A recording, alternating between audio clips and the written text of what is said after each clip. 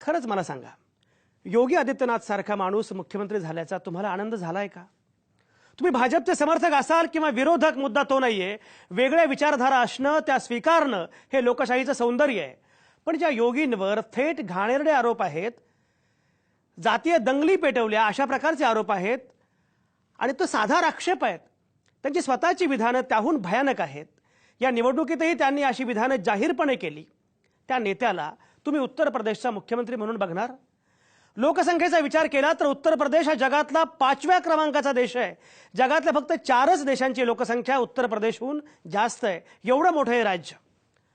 मित्रहो, या देशाचा पाकिस्तान झाला नाही कारण ते संविधानिक बळ आहे आपल्याकडे.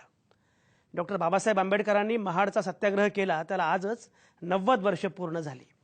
समतेसाठी चौदार तळ्याचा सत्याग्रह करणारे बाबासाहेब, त्यांनी याच मूल्यांवर उभी असलेली राज्यघटना दिली या देशाला. आता पुन्हा आपल्याला हा हिंदूंचा पाकिस्तान करायचा आहे का? हे लक्षात घ्या. आणीबाणी, शीख दंगली, शहाबानो प्रकरण यासाठी काँग्रेसवर सर्वाधिक हल्ला करणारे आज मात्र अस्वस्थ आहेत. मुलायम आणि मायावती यांच्या जातीयवादी भ्रष्ट राजकारणाला विरोध करणारे सुद्धा आज अस्वस्थ आहेत. ओवेसींच्या राजकारणाला धोकादायक मानणारे सुद्धा आज अस्वस्थ आहेत. भाजपला उत्तर प्रदेशने बहुमत दिलं कारण हा उत्तम प्रदेश व्हावा म्हणून. आज तो पुन्हा झालाय प्रश्न प्रदेश. ऐतिहासिक विजयानंतर बरेली गावात लागलेलं पोस्टर तुम्हाला माहिती आहे? ही अस्वस्थता त्यातनं कदाचित कळू शकेल. पोस्टरवर ट्रम्पचा दाखला देत मुस्लिमांना गाव सोडण्यासाठी अल्टिमेटम दिला गेला. जो नेता आज मुख्यमंत्री झालाय त्यानंच उत्तर प्रदेशने भाजपला बहुमत दिलं, नवा इतिहास रचला. पण त्या जनादेशाचा हा अर्थ होता का? मुद्दा असा आहे की आदित्यनाथ तुमचा मुख्यमंत्री कसा असू शकतो?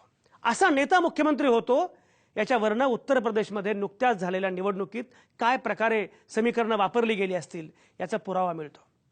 मित्रमैत्रिणींनो, तुम्ही सुसंस्कृत आहात. आई, ताई, बायको, लेक यांना सन्मान मिळवून देणारे आहात. भारताचे सजग नागरिक आहात. अशा देशातल्या सगळ्यात मोठ्या राज्याचे मुख्यमंत्री योगी आदित्यनाथ मुलींविषयी, महिलांविषयी जे बोलतायत ते गैर आहे असं नाही वाटत तुम्हाला? शांतपणे विचार करा. उद्याच्या पिढ्या हा सवाल विचारणार आहेत. अब्रूची लक्तर वेशीवर टांगणाऱ्या वर्तमानाला एकदाही जाब विचारला नाही तुम्ही, तेव्हा हे उत्तर द्यावं लागेल उद्याच्या पिढ्यांना. ते आज द्यावं लागेल. योगी ज्या गोरखपूरचे खासदार आहेत, त्या गोरखपूरला वारसा आहे गौतम बुद्धाचा, वारसा आहे महावीरांचा, खुद्द गोरखनाथाचा. हा वारसा खरं म्हणजे अवघ्या भारतालाच तर आहे. मित्रो, मी पक्षपाती नाही आहे, पण चिंता तर वाटतेच आहे. मी अस्वस्थ पण आहे. आणि ही अस्वस्थता तुमच्याशी नाही तर कोणाशी शेअर करणार?